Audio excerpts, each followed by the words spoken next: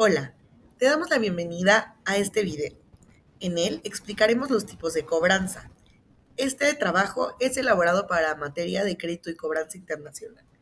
Las miembros de nuestro equipo son Julieta Sinaíno Noguerón Contreras, Pamela Yamilet Ríos Murillo, Lizeth Romo Ramírez e Itzel Jocelyn Quintana Guerrero. Comenzamos. La cobranza es fundamental en la economía. Asegura el cumplimiento de pagos por bienes, servicios y deudas. Garantiza el flujo de efectivo constante para las empresas, fomenta las relaciones comerciales sólidas y facilita el acceso al crédito, impulsando así el consumo y el crecimiento económico. En esencia, la cobranza sostiene la dinámica del mercado y promueve el desarrollo económico sostenible. Además, claramente, de que la cobranza es clave para la recaudación fiscal, permitiendo la provisión de servicios y desarrollo de infraestructura en un país. La función de la cobranza es gestionar el proceso de recuperación de los pagos pendientes por parte de los clientes o los deudores, asegurando la entrada de ingresos en tiempo y forma para poder mantener la liquidez financiera de una organización. Dicho proceso incluye identificar cuáles son estas deudas, contactar a los deudores para informarles sobre sus obligaciones y poder negociar o llegar a un acuerdo para que el pago sea realizado en tiempo y forma. Cobranza directa o personal. Es un método de recuperación de pagos en el que el cobrador interactúa de manera directa con el deudor, ya sea de forma presencial, telefónica o mediante otros medios personalizados con el objetivo de gestionar el pago de la deuda. En este tipo de cobranza existen dos formas de cobro. El cobro anticipado, que consiste en la gestión del pago antes de que venza el plazo establecido en el contrato, con el propósito de evitar retrasos y asegurar la liquidez del acreedor. Por otra parte, está el cobro extrajudicial. Este se refiere a las acciones emprendidas para recuperar una deuda vencida sin acudir a instancias legales, utilizando métodos como negociaciones, recordatorios, visitas o acuerdos de pago. La cobranza indirecta es cuando una empresa pide a un tercero como un banco o una empresa especializada que se encargue de cobrar una deuda. Esto sucede cuando el cliente no paga directamente y la empresa prefiere delegar este proceso a alguien más. Entre las características es que existe un tercero involucrado, no siempre son deudas vencidas y no existe una confrontación legal como tal porque no se requieren abogados ni medidas legales. Un claro ejemplo puede ser que una empresa vende productos a crédito, el cliente no paga a tiempo, por ello esta empresa contacta a un banco para que éste se encargue de recordarle al cliente que debe de pagar y por ello el banco o la agencia contratada es la que gestiona el cobro sin que la empresa tenga que tratar directamente con el cliente. La cobranza anticipada hace referencia a cuando un cliente paga antes de la fecha pactada y el objetivo principalmente es reducir la deuda o acortar el tiempo de pago. Inclusive a veces las empresas ofrecen descuentos si el cliente paga antes. Un claro ejemplo puede ser que se otorga un préstamo de 15,000 pesos a 2 años y decides pagar 5,000 antes, esto reduce lo que debes y también los intereses que tendrías que pagar. Por otro lado, la cobranza diferida es cuando un cliente necesita más tiempo para pagar. La empresa te permite extender este plazo o cambiar las condiciones del pago. Y pues un ejemplo es cuando un cliente no puede pagar a tiempo, la empresa le da oportunidad de tener más tiempo para pagar sin la necesidad de tener que tomar acciones legales.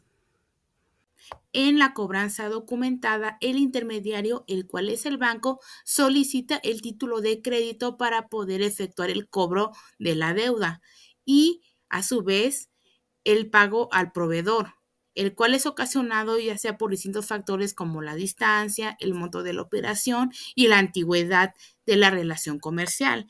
En pocas palabras, es un medio de pago internacional bajo el cual el banco realiza la gestión de cobro de documentos financieros y o mercantiles. ¿Cuáles son los beneficios de la cobranza documentada? El primero sería la cobranza recibida. Este es en el caso de la importación, en donde se le brinda al proveedor la seguridad de que los documentos se mantendrán en custodia del banco. Esto hasta que las condiciones que están marcadas en el contrato de cobranza sean cumplidos. La entrega de los documentos de los bienes embarcados se lleva a cabo únicamente cuando se da el contrapago en la fecha de vencimiento que está estipulada. La otra es la cobranza enviada, es el caso de la exportación, en donde se ofrece la posibilidad de confiar documentos de exportación al banco para poder asegurar que los compradores en el extranjero no tomen posesión de la mercancía hasta que hayan efectuado el pago correspondiente. A continuación se muestra un pequeño ejemplo de la cobranza documentada. Una empresa de textiles vende 100 rollos de tela a un cliente por un monto de 10,000 pesos, acordando un plazo para el pago de la misma de 45 días. Entonces, la empresa emite una factura con el monto antes mencionado, en donde se estipula el plazo de pago y los datos de ambas partes. El cliente entonces firma un pagaré por el mismo monto. Después de que transcurran los 45 días, el cliente realiza el pago mediante una transferencia bancaria, enviando el comprobante a la empresa.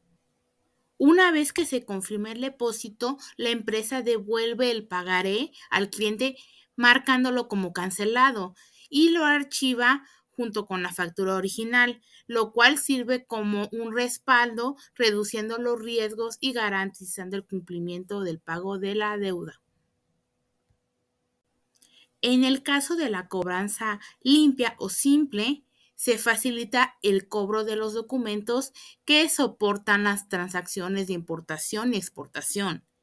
En este caso, el banco requiere del título de crédito, la carta de crédito o algún documento que pueda respaldar lo mismo.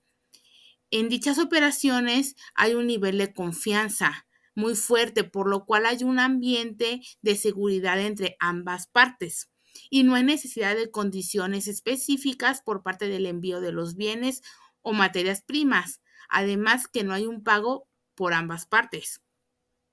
En este caso, el exportador despacha los bienes y los documentos relacionados al importador.